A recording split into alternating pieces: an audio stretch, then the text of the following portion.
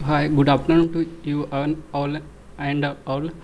So hi, I am Sahil Gaurav, research scholar in the Department of Electronics and Electrical Engineering at IIT Guwahati. Professor Avik Bhattacharya is the course instructor for this course.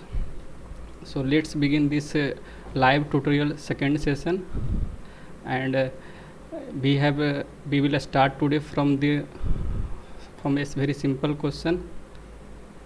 So we have the first question here. It is two dissimilar PV modules are subjected to the same irradiances and temperatures. The short circuit current output of the first module is given as 3 ampere and the open circuit voltage output is given as 24 volt, and the short circuit current output of the second module is given as 2 ampere and the open circuit voltage output is given as 16 volt. The two modules are connected in parallel. Then calculate the combined open circuit voltage.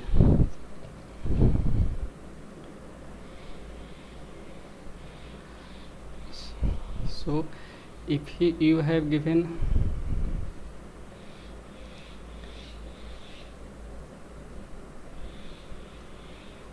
if we have sorry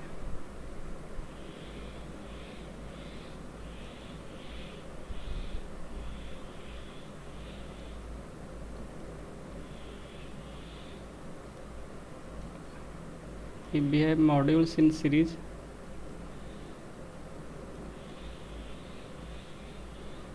then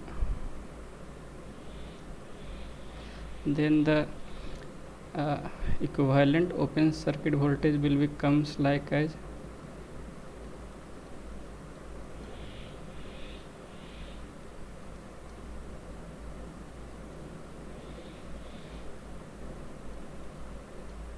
VOC2, and the VOC1 and VOC2 are the open circuit voltage for 1 and 2 respectively, and the ISC equivalent, short circuit equivalent, will be taken as the average.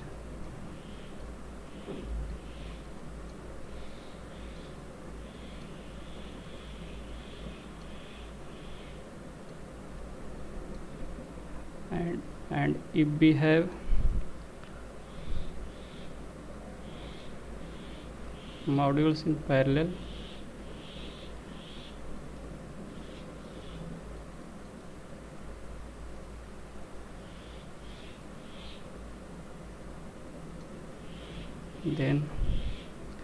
then here just voltage and current equivalent will be reverses, like VOC equivalent become average of the VOC1 plus VOC2 divided by 2, and this equivalent short circuit current will become ISC1 plus ISC2. So in this question here it is given that the two modules are connected in parallel, so you have to calculate the combined open circuit voltage. Then you apply this formula and then calculate how much it is coming, and you can give your answer through this chat box, or you can speak also if you wish.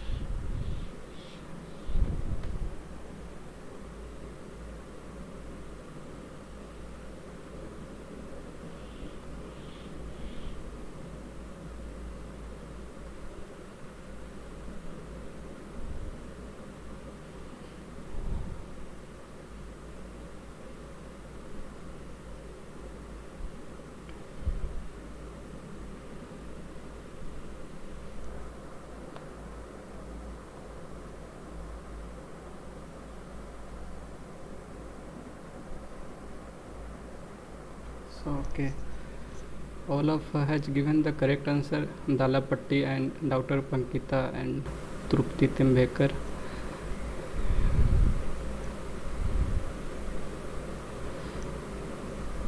So what will be the correct answer for this question? That is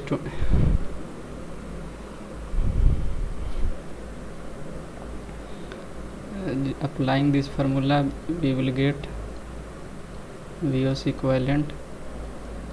Then VOC1 is given as 24 volt plus VOC2 is given as 16 volt divided by 2. That comes out to 40 divided to 20 volt. So B is the correct answer. Now let us see the second question. This question is very nice question, and the question is the frequency of the microgrid system control the. First option is active power, second option is both active and reactive power, and third option is active power, and D is none of the above.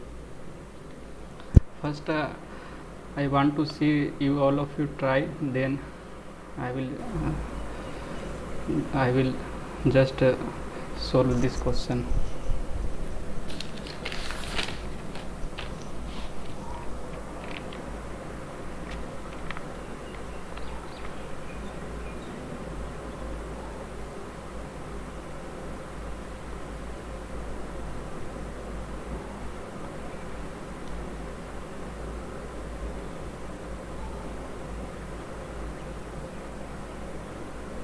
So what will be the correct answer for this question? Anyone can guess? So here I am asking the frequency of the micro system control the active power, both active reactive power and reactive power. Here you can just recapitulate the concept of power flow theory. From there you can get the idea.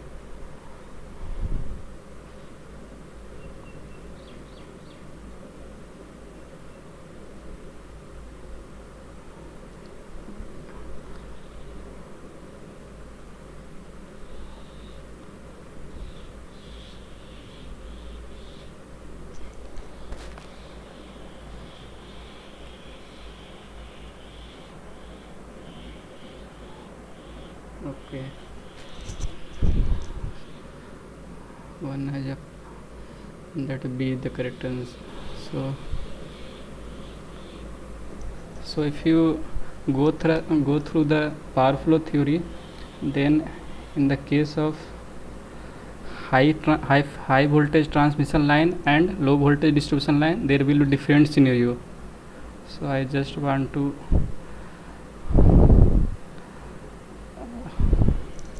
revise that concept, and then we will see the answer.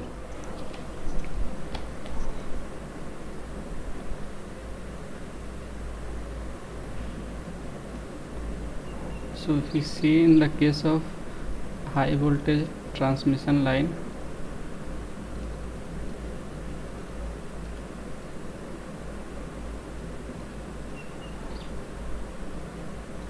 and here you just take low voltage distribution line.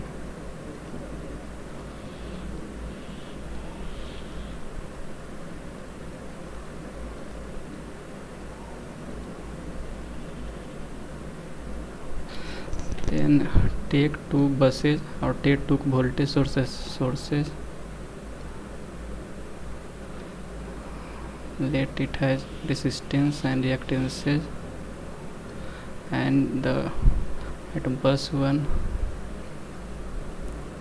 let the voltage, here it is V1 at angle of delta 1, and here we can take it as V2 at angle of delta 2.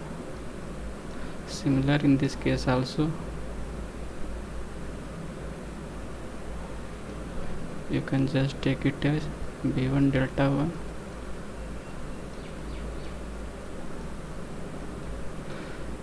So it is R plus JX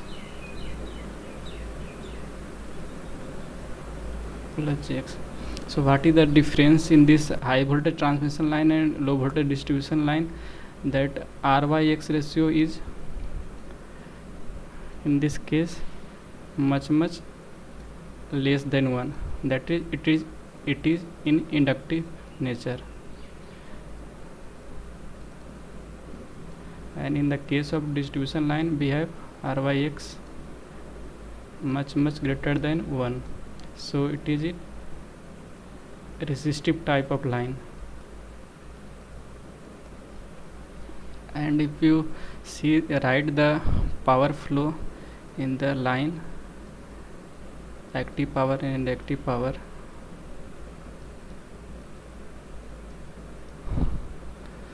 Then for the active power,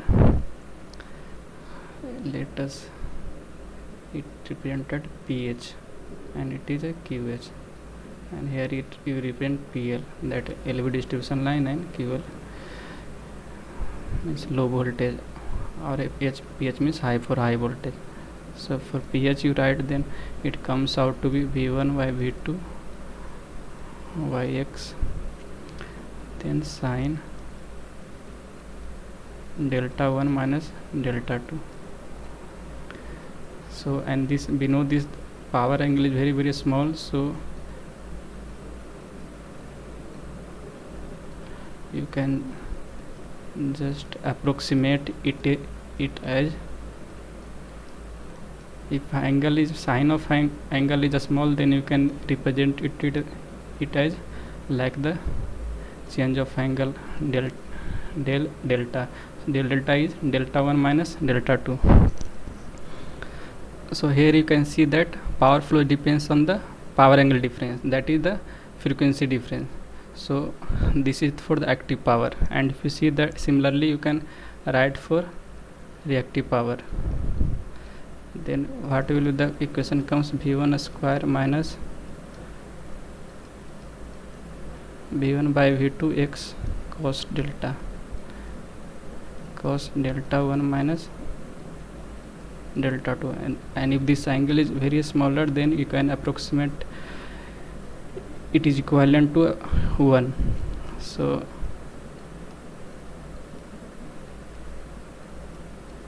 it is coming 1, it is coming at V1 X V1 minus V2.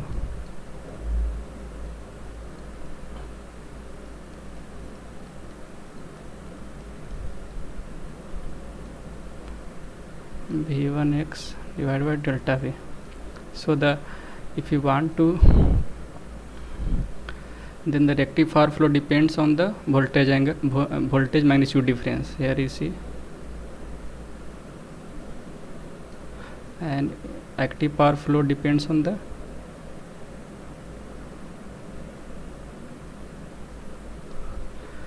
power angle difference. You can see, also say that the frequency.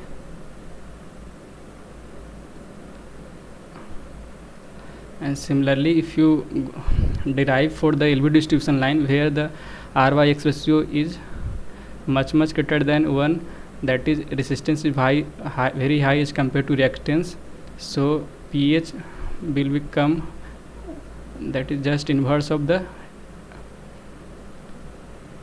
PL will come as the inverse of a high voltage transmission line.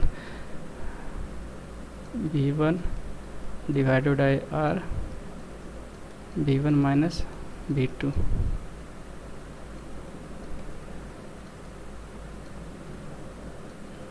And QL is coming as V1 V2 divided by R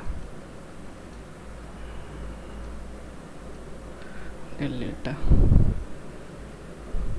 Then now I think you are able to give the answer for this question. So you can just try.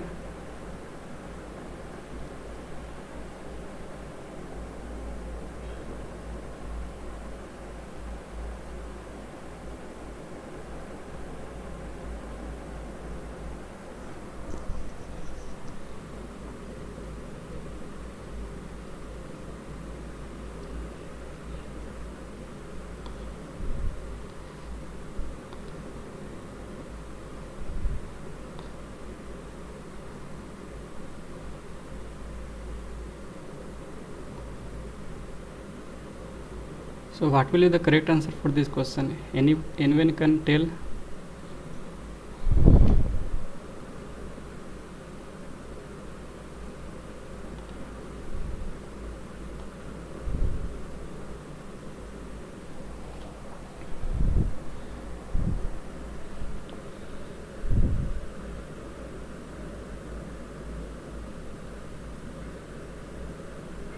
I am not getting any responses. You can you may be right or wrong, but you can there is you just have to tell what will the answer, active power, reactive power, or both.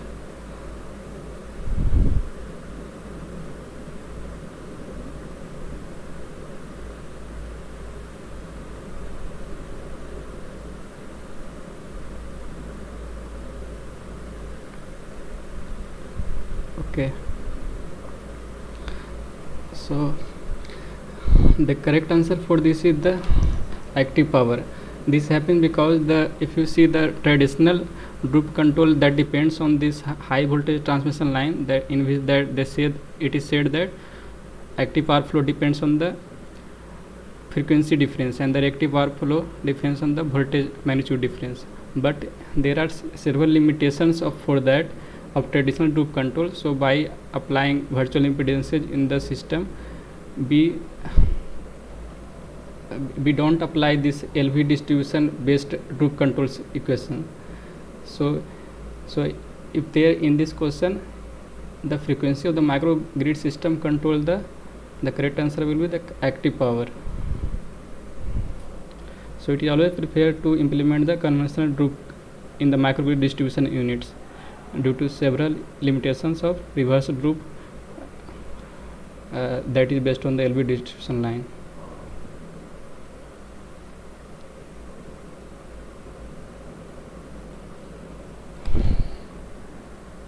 So the correct answer will be the active power.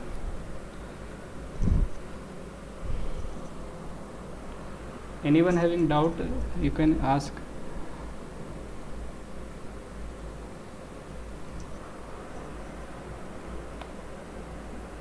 Now let us see the third question. The third question is average energy demand per day for a standalone house is given as E is equal to 24 kilowatt hour. The available battery specification is voltage of battery is given as 12 volt, capacity is 450 ampere hour, battery efficiency is 100%, depth of discharge is 100%. Calculate the number of batteries needed for 6 days of energy storage.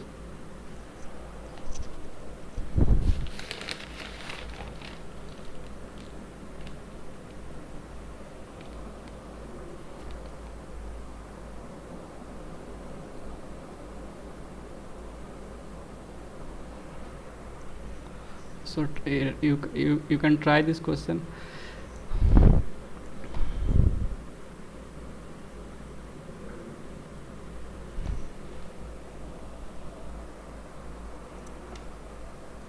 Here you have to calculate the number of batteries needed for the household that will fulfill the energy requirement for the 6 days, and for a single day it is given as 24 kilowatt hour, and the battery specification is also given.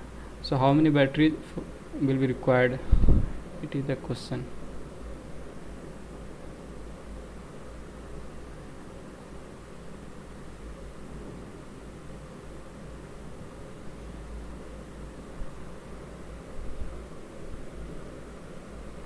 Okay, Dalapati Rao has gave the answer for this question.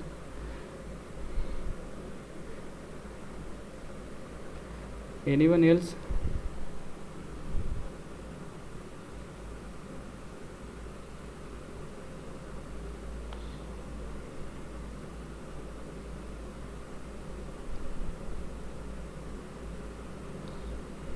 Only one is participating actively and other are just watching.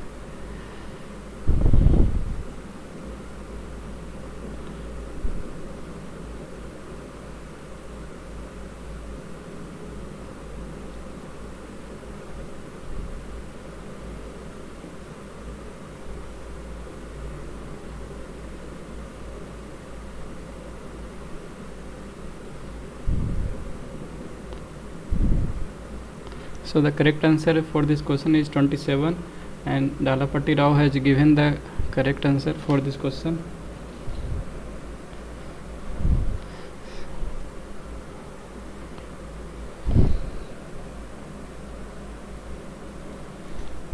So if you calculate the house house average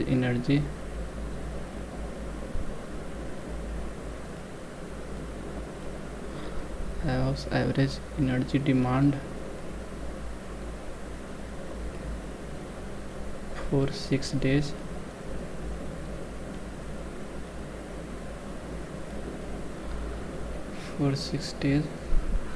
Like for one day it is given as, you take it as EH, and for one day it is given as 24 kilowatt hour, then multiply it is by 6, then it is coming out to be 144 kilowatt hour. And each battery energy capacity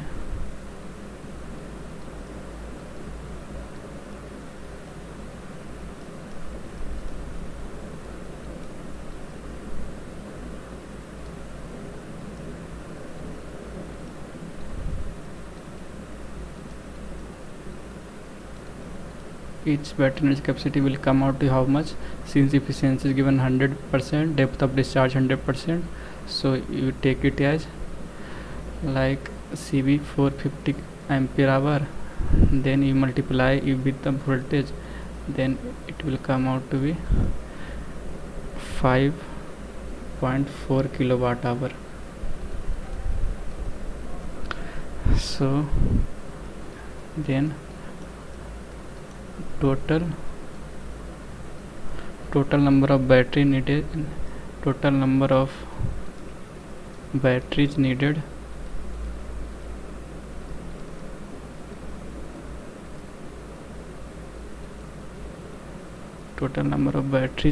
is, you divide the total house energy demand and the each battery capacity.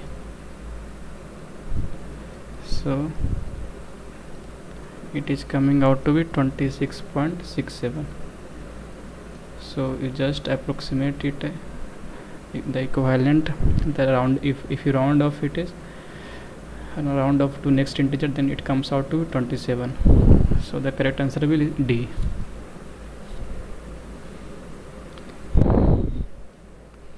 Now let us see the next question. It is theoretical question, and I expect that everyone will give the answer to this question, because they no need to, you have to do calculation, there is no need to take out pen and copy. So the fourth question is, the external control of AC output voltage can be achieved in an inverter by connecting a cycloconverter, connecting an AC voltage controller between the output of the inverter and the load. C option is connecting an AC voltage controller between the DC source and inverter, and D option is connecting an AC voltage controller between the load and the DC source.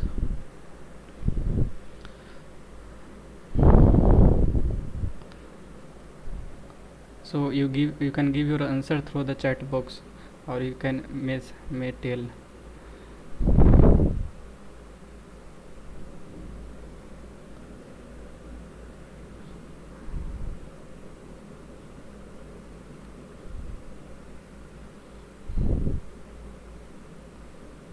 Okay, Trupti Tembekar and Dalapati Rao Lakshmi Prasad Reddy responses.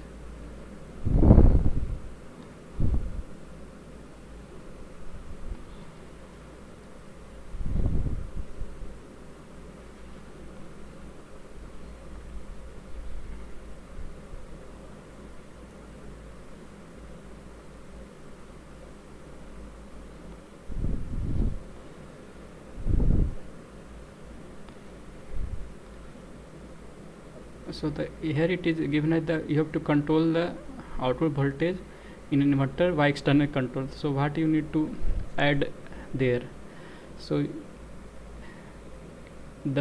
if you add AC voltage control between the output of inverter and load, then you can control the output voltage of inverter.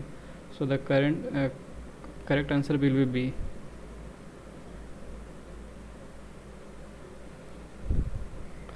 And if you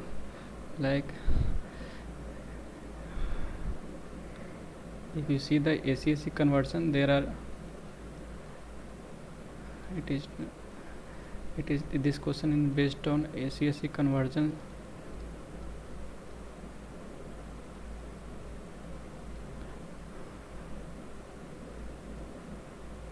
So the first one is AC voltage controller.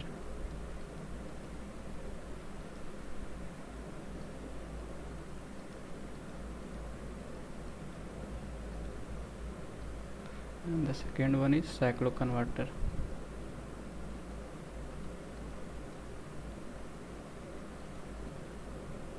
So what is the difference between the AC voltage controller and cycloconverter? So in AC voltage controller there will be variable AC output voltage magnitude with having the same frequency.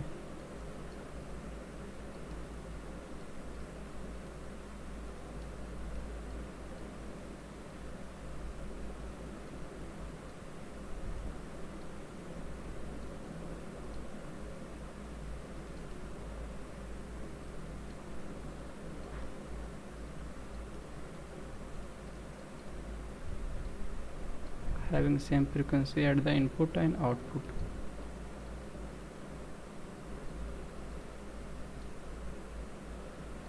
And mainly there are two important we usually read in the AC voltage control type, that is one is integral cycle control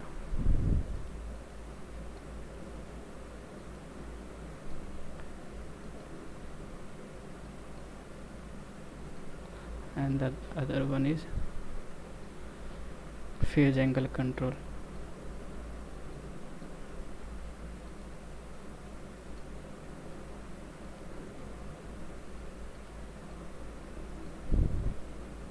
And in cycloconverter both frequency and both AC voltage magnitude and frequency is changed. So we will get variable AC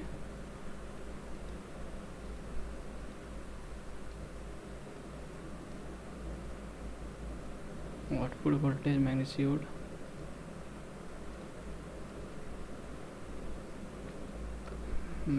with variable frequency.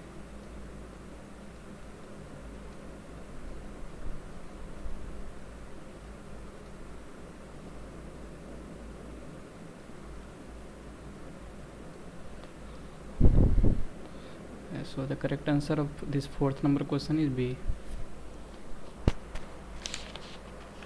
Now let us see the next question. So a photovoltaic module has the following parameters.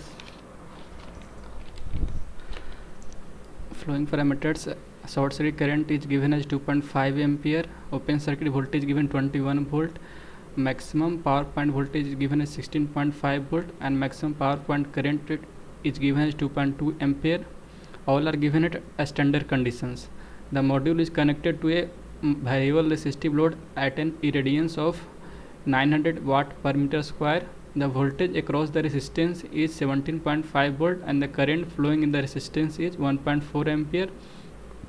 The irradiance increased from 900 watt per meter square to 1000 watt per meter square. How much would you decrease the load resistance to extract maximum power from the photovoltaic module? So this is a very nice question, and so let me first tell you one thing, that if you have a standard condition given, the what does it mean? Like here it is given at a standard. If you see the standard test conditions of a photovoltaic,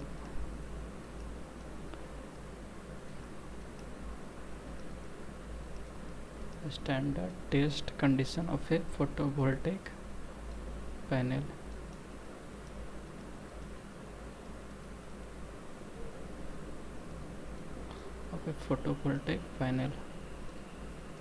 It is always done, conditions are always at irradiation of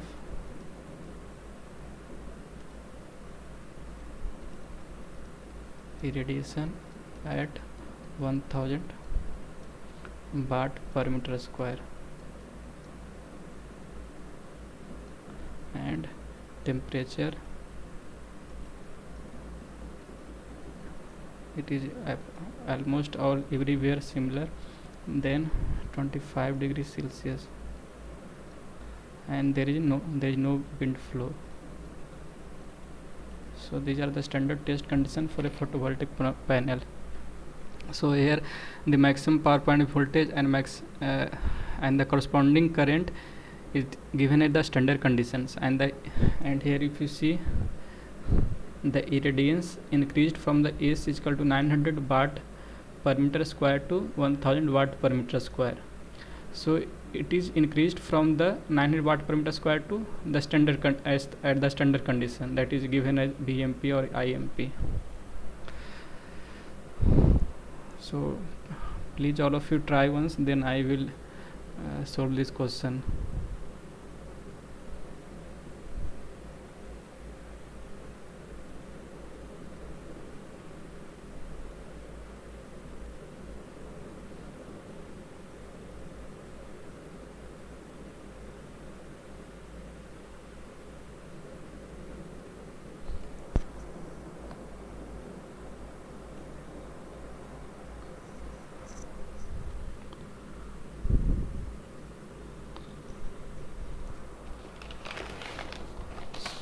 So the answer of the fourth number, Subhas Sarmani has asked the question that, so previous answer please. The answer of that question is connecting an AC voltage controller between the output of inverter and load. Okay, Dalapati Rao has given the answer for this fifth number question, 5 ohms. If you are not able to see the question, then here it is the question.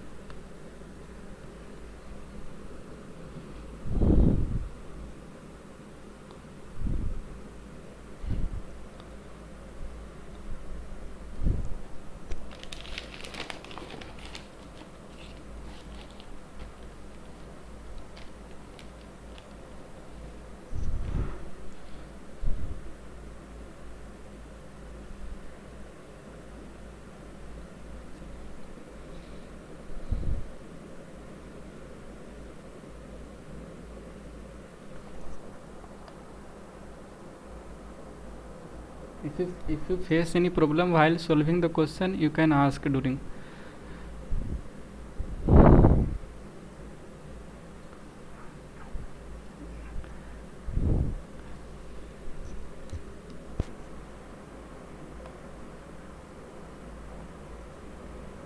So now I am solving this question.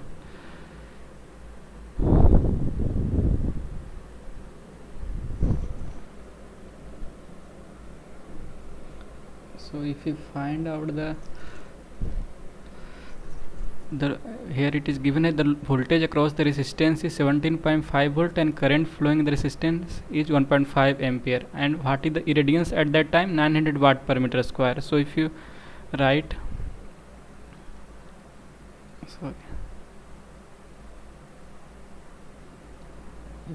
the load resistance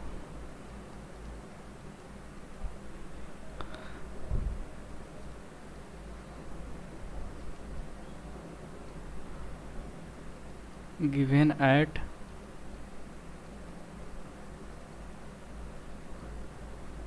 irradiance of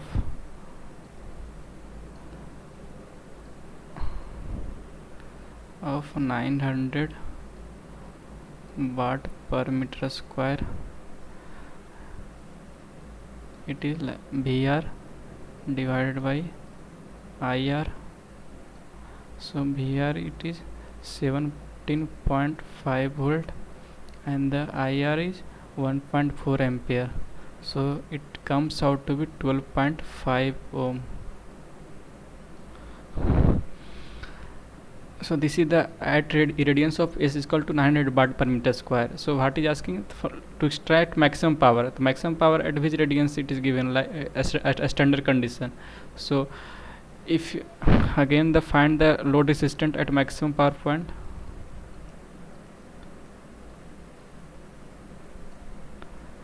The load resistance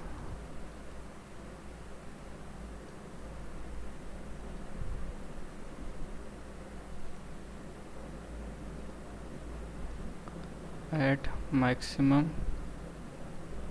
power point, it is coming out to be, you can denote it as RMP here you can take it as R simple, R maximum power point, RMP is equal to VMP divided by IMP. So VMP is given as 16.5 volt and IMP is given as 2.2. Then it comes out to be 7.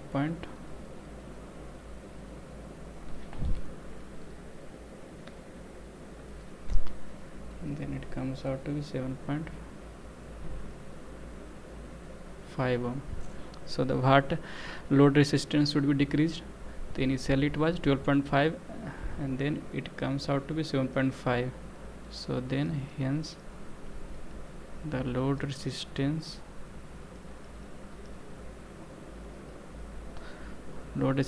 should be decreased by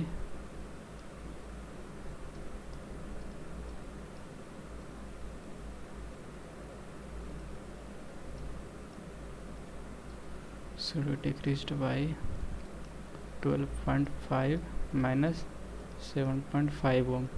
Then it comes out to be 5 ohm. So what will be the correct answer? C.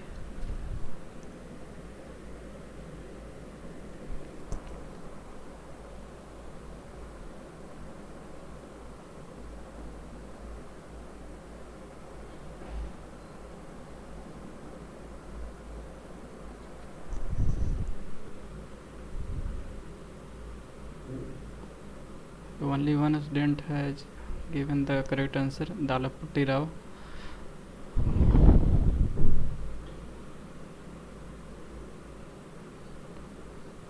So everyone is able to understand or not. If you have any problem, then you ask.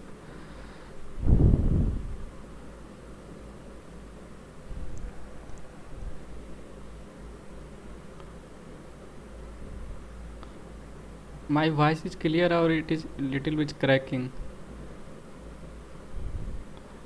Because in last video I saw that in somewhere my voice is not able to clear. Okay, thank you.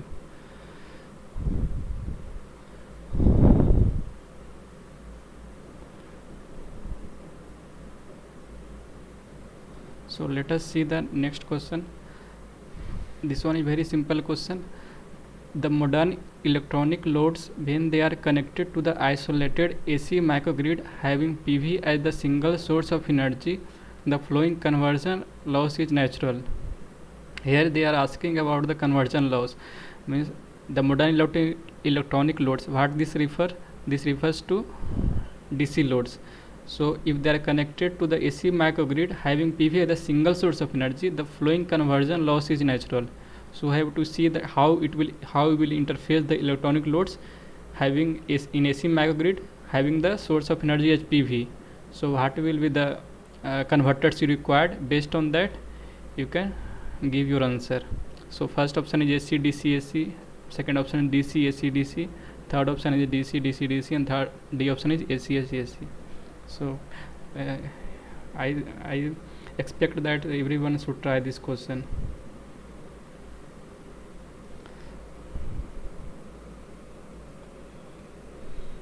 Okay, many has given the answers. Okay.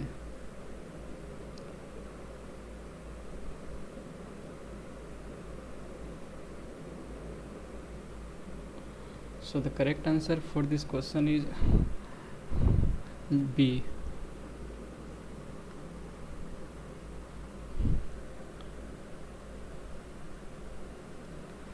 How it will be that you have the electronic loads that is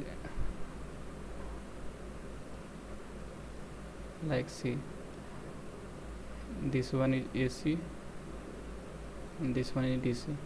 So here you have electronic loads that most of are DC, that runs by DC power, and here it is connected through AC microgrid, mean that having AC bus.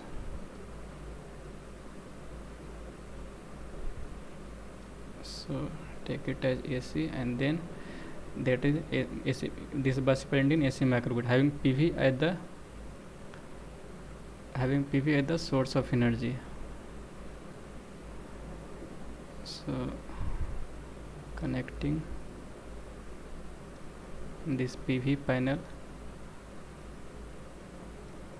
through here we are getting power as DC, and it invert it through AC.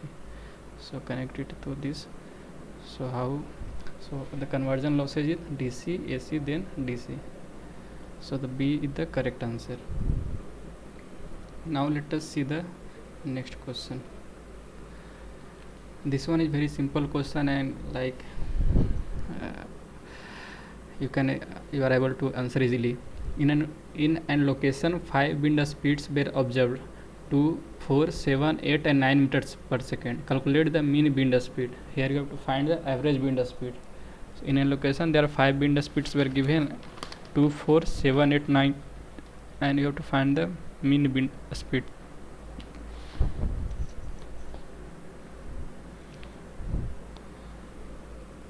It will not take too much time. You are able to answer it easily.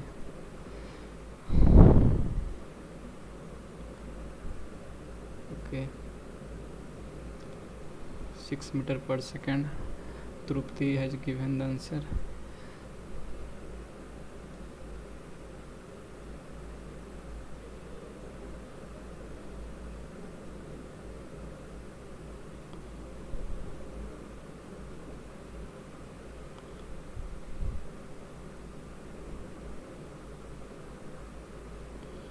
So 6 meter per second is the correct answer.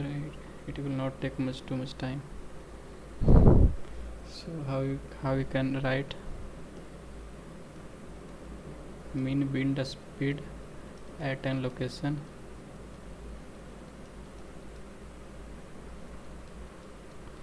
It's 2 plus 4 plus 7 plus 8 plus 9. Take average of that. You should divide by 5. Then it is coming out to 30 divided 5, and it is coming out to 6 meter per second. So correct answer will be C. So now let us see the next question, which is really nice question. Which adjusts the 8th number question is which adjusts the output active and reactive power P and Q based on the power dispatch strategies or the frequency and voltage variation of the load.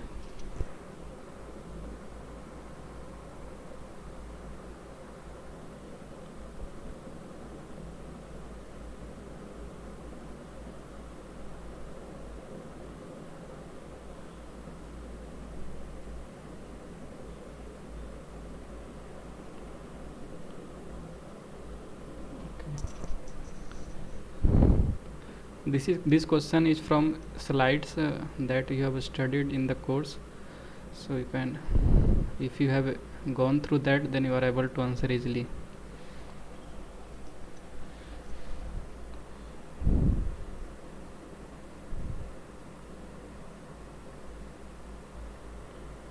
Dalapatti Rao has given the answer B, grid feeding. Anyone else?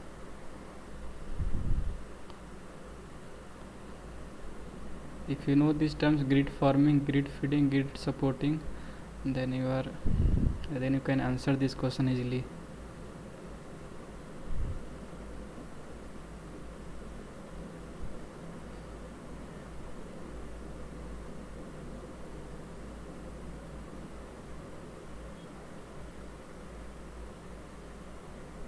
Anyone else?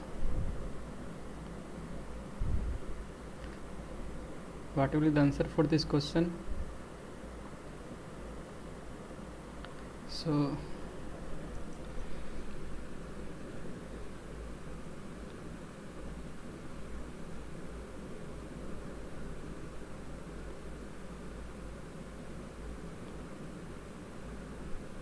okay, Trupti has given the D answer.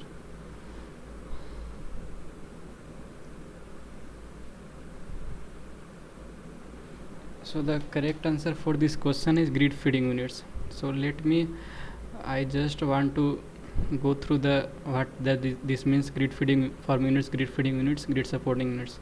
So I just want to revise all these terms. So are you will be able to answer this type of question easily. So if you see grid forming units,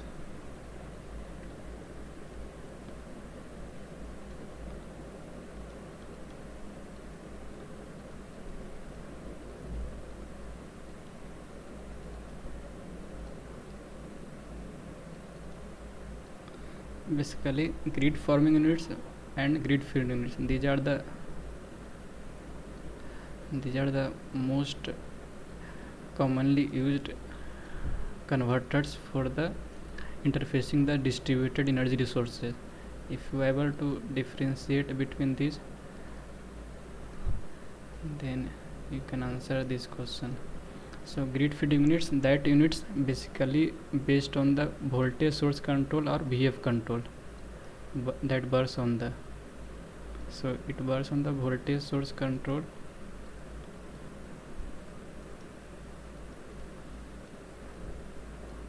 or VF control, and the grid feeding units bursts on the, you can say it as current control, current source control or PQ control.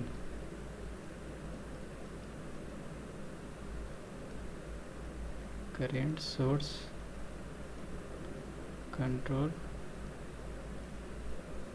or PQ control.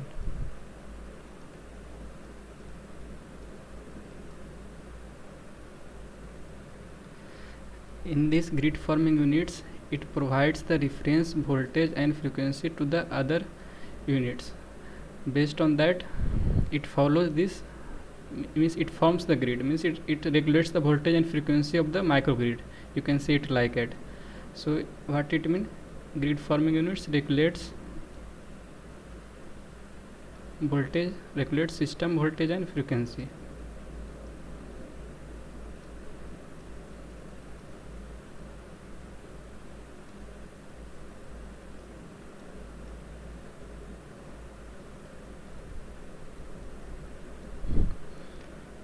And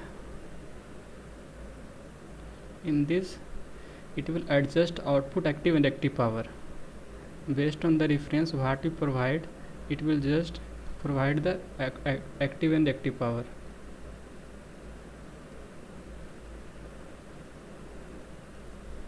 Output active and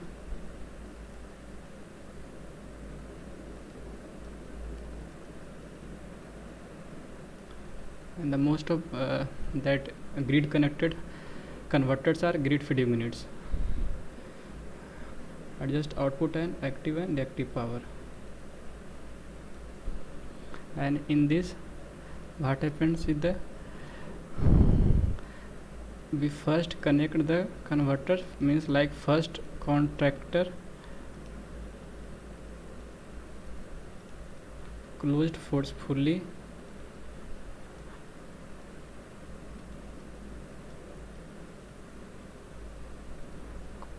and then regulates voltage and frequency, then regulates V and F. And in this, what happens? First synchronization happens, like it goes through PLL mechanism or like that. First synchronization, then MCB will closed only. Then first what happen? Synchronization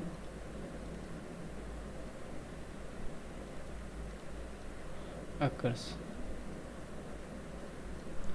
and then MC will be closed, because it following the voltage and frequency of other inverters. It is not independent. Here in this, you can also say that reference frequency is auto generated, it generates itself.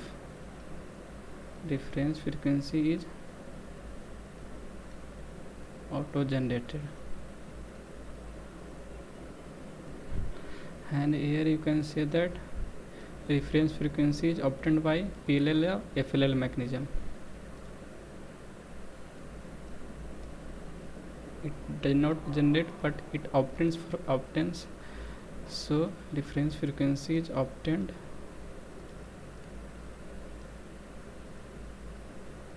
by PLL or FLL mechanism.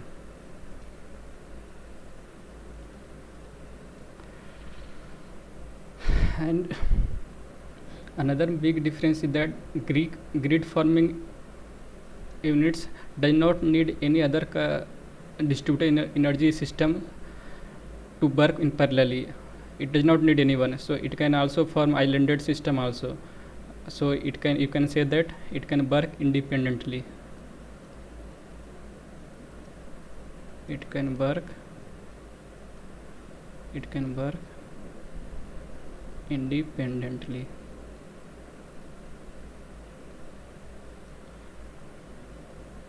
And while grid forming units, it can't work independently. It needs voltage support, that it has to follow someone other one. So you can say it like it cannot work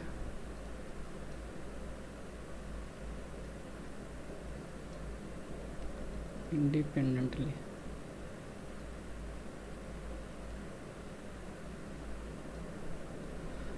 It needs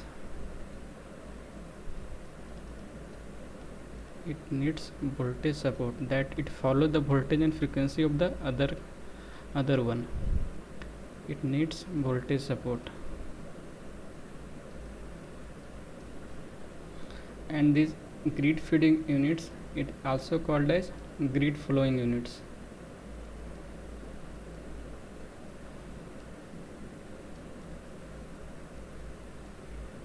Because it follows voltage and frequency of other converters, other unit, or either grid or converters. So this is the major difference between grid forming and grid feeding units. And what does this mean by grid supporting units? So grid supporting unit is the units that provide other ancillary service like power quality and we can say stability, economic dispatch. So the grid supporting units that provide other ancillary services, and the grid forming and grid feeding units can be converted into the grid supporting units. So first, the answer for this question is grid feeding units. And if you write about the grid supporting units, then you can write like a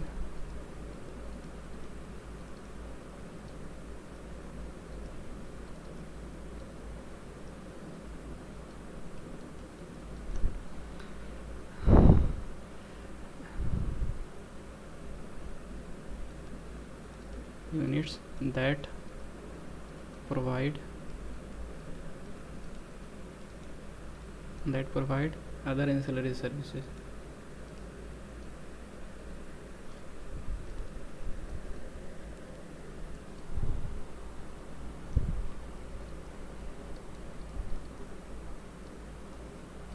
Other services like what you can say economic dispatch,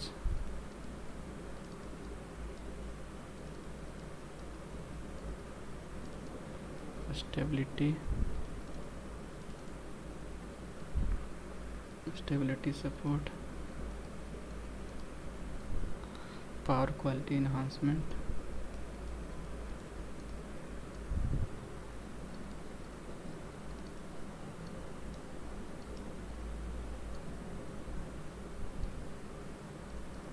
and you can make this grid forming and grid feeding converters as means if you improve the control techniques in them, then it can work like as grid supporting units also. So if you can say like one point is both grid forming and grid feeding or grid flowing units can be of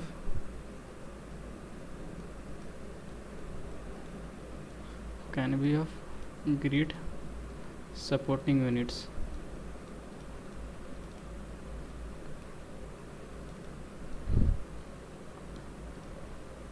And you can write like it as,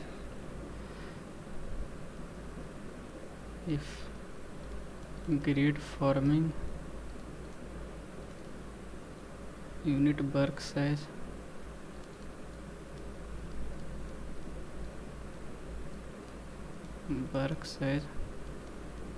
grid supporting, then how it will be? Then it is called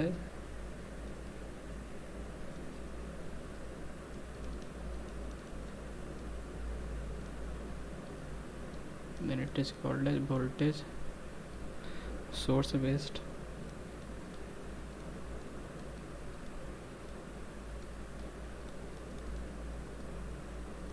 grid supporting unit.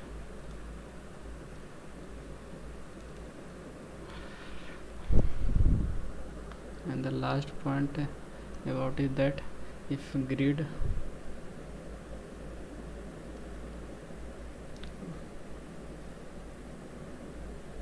you can write is the if grid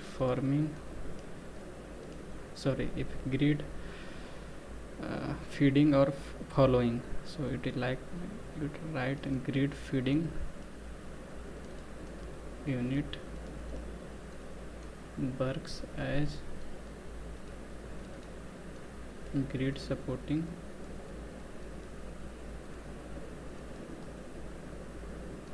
then it is called as current source.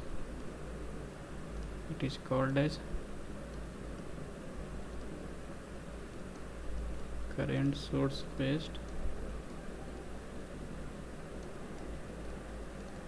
grid supporting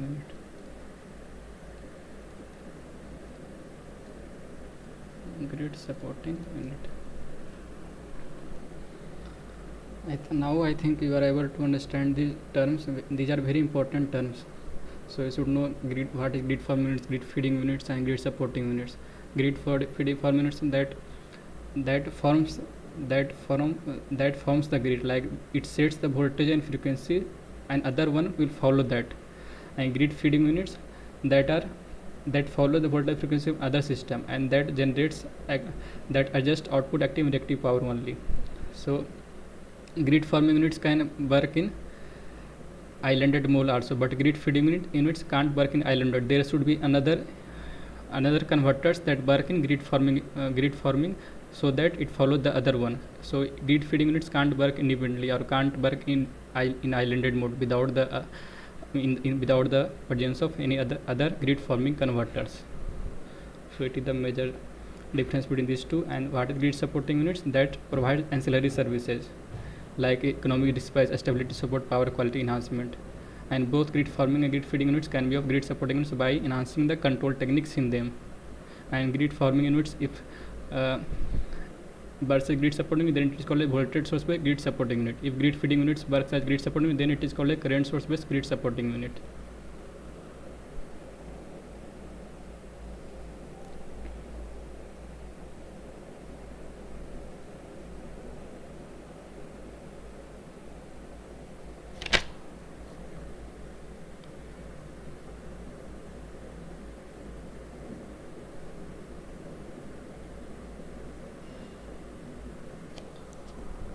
So let us see the next question. This one is very important question from the wind system. A wind energy has the following parameters: rotor turbine diameter 37.5 meter, wind turbine maximum power coefficient Cp is given as 0.38, cut-in wind speed is given as 9.7 meter per second, cut-off wind speed is given as 17.9 meter per second, air density is 1.225 kg per meter cube, and synchronous generator rated power output is given as 220 kilowatt. So If the wind turbine operates at a maximum power coefficient at rated wind speed, then calculate the mechanical power extracted from the wind at rated wind speed.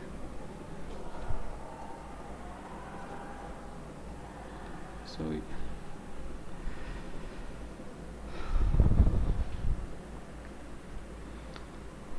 for this you need some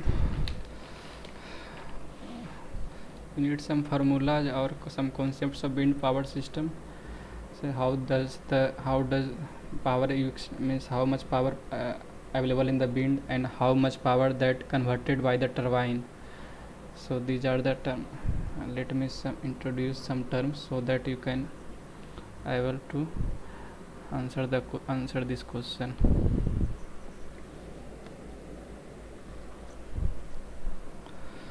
So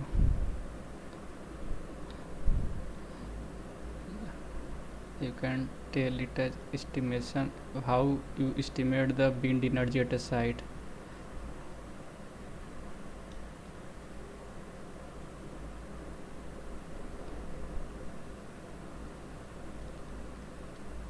Estimation of wind energy at a site. If anyone knows how to solve this question, they can try, and you can write your answer in chat box. I am just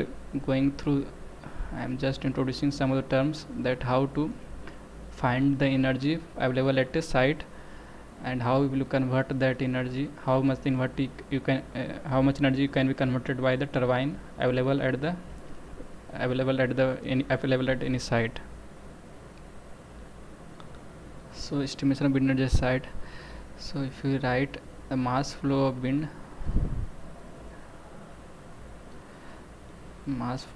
that is m dot, it is coming out as rho a u naught. Rho is density, a is area, u naught is wind speed of free wind, speed of free wind. So if you see the unit, what will this unit? Kg per second. Unit should equate at both sides. Here what will be the unit?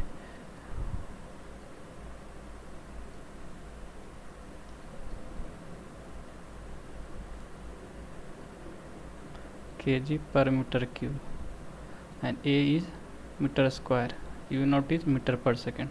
So both you side will get kg per second. And if you write power available in the wind,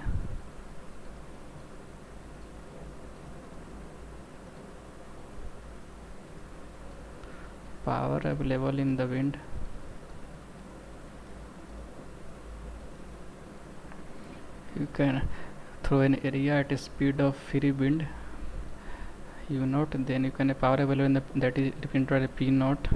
So you can write it as half m dot u naught a square. U naught is the speed of free wind, so you can get it as half rho a u naught q. If you substitute m dot, that rho a u naught, half rho u naught into u naught square, then finally you will get it as half rho a u naught q. This is the power available in the wind.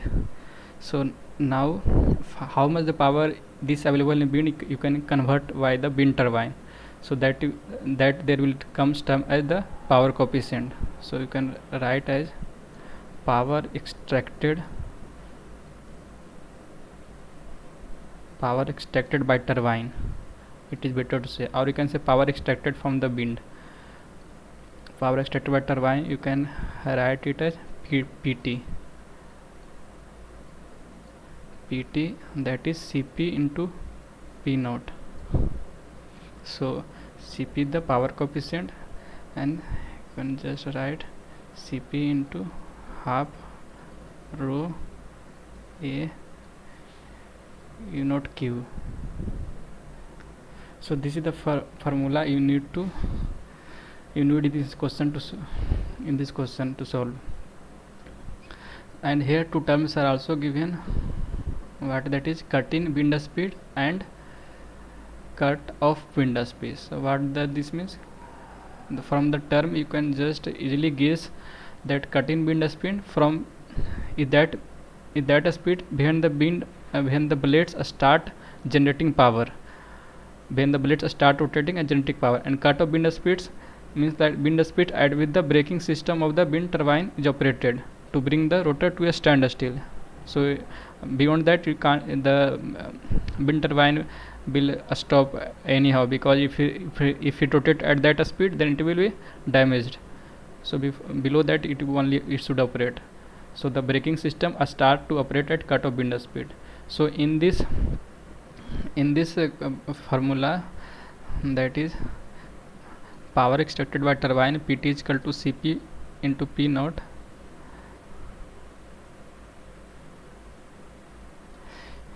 Here you have to take U naught as cut-in wind speed, that is 9.7 meter per second, not cutoff wind speed.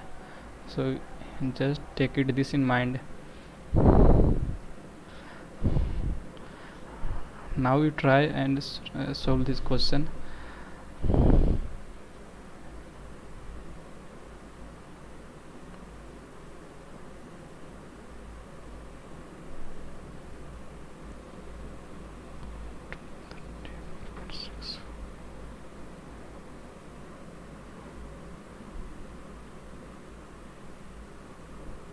Okay.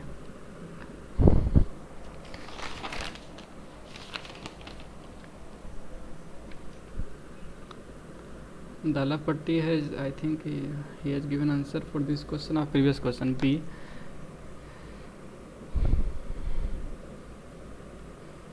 So B is the correct answer for this question.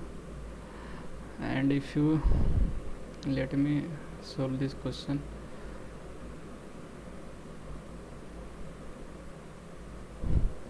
Now just put the formula all in this, put the term,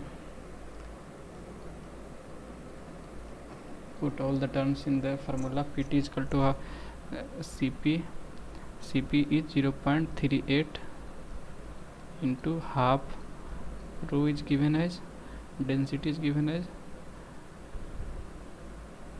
1.225 kg per meter cube, and area is given as, you can write it as pi into r square. So here diameter of the turbine is given, so d by 2. So put it as 37.5 divided by 2 a square into 9.7 cube. So if you get, then you will get 0.38 into 617,410.076 watt. So that is 0.38 into 6.7.4 kilowatt. So if in this question it only asked that power available in the wind, then answer will be 617.4 kilowatt. Here it is asked that power, then calculate a mechanical power extracted from the wind at rated wind speed. So its answer will be 234.61 kilowatt. And if they give you the generated efficiency, final efficiency means the connected the converter, then you can get the final electrical output of the wind system. If the efficiency of the converter system is given, then you can also calculate the final electrical output you are getting from the wind system. So in this question the correct answer will be B. Now let us see the last question of this tutorial session. This question very simple. The parameters used in control of DC power flow are: A option is voltage and control, voltage and angle, voltage and power, and D option is voltage.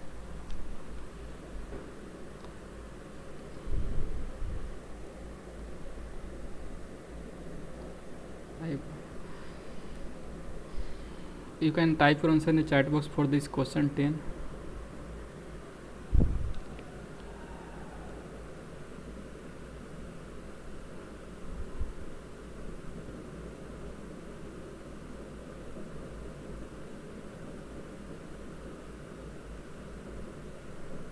What Subha Sarmini, what you are asking probability from other converters? I am not getting your question.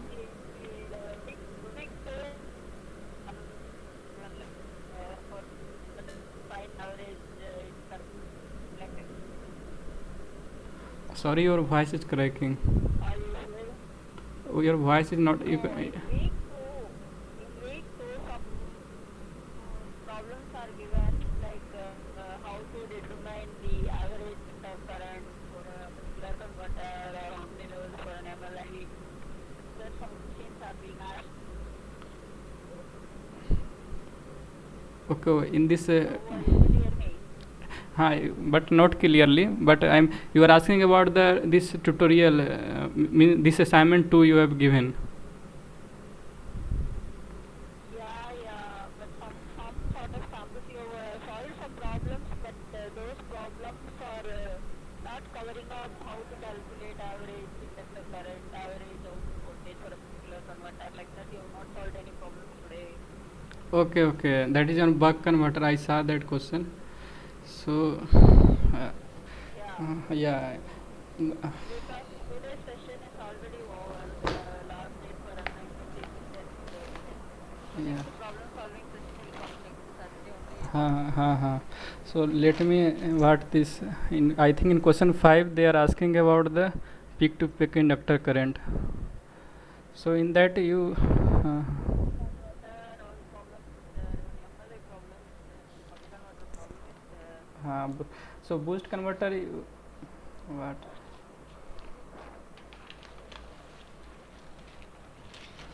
yes, yes.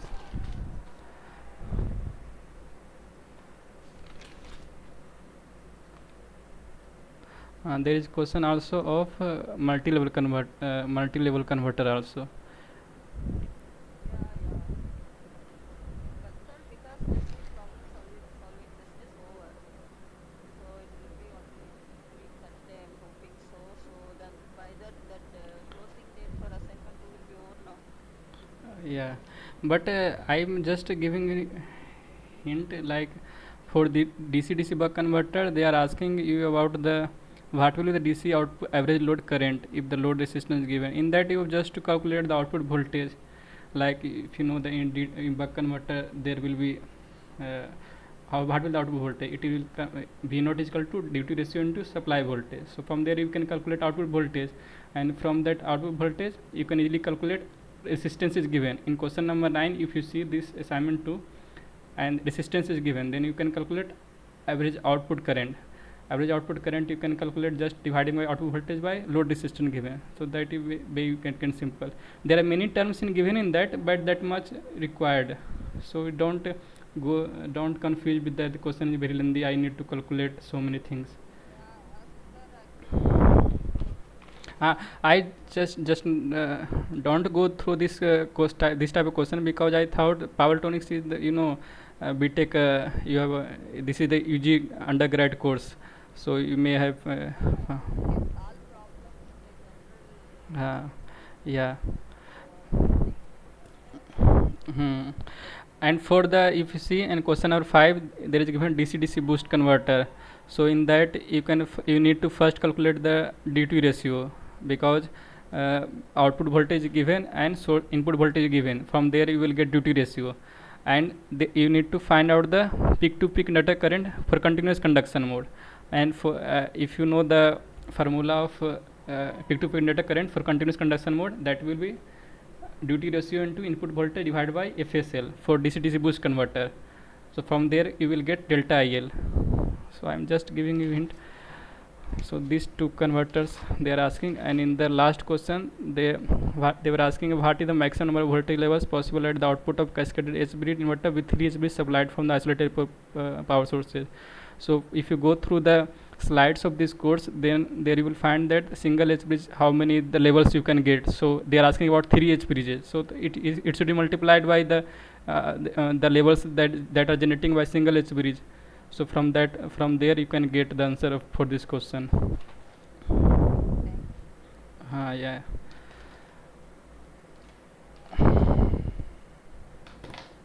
And one question also based on ABC to DQ transformation. So these questions are just you need to put some little effort, that is not much required. If you give a little time, then you will able to answer. So what is the answer for this question? Means if you seen this that that I am solving the question of this session. This also is good for your final exam also. Means I am. It is not only helping you.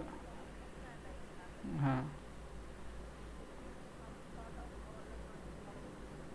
yeah. Okay. Okay. So from the next session, I will try to take the question from that is relevant to your assignment also. Like assignment 3 will come in the next week.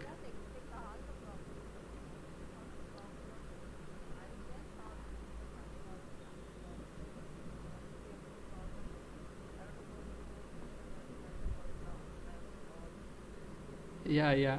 Hmm. Yeah, right. Hmm.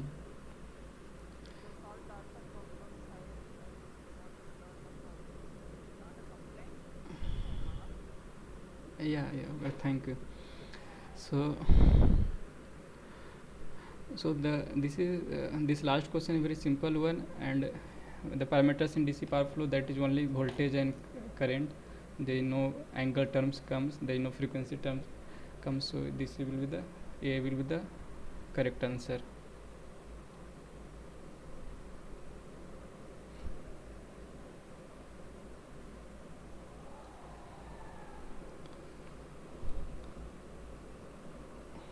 So anyone other have a doubt or just want any just want to give like want to clarify any other things, they can ask also. So if anyone having no doubts, then I am closing this session, and we will next meet next week at the same time.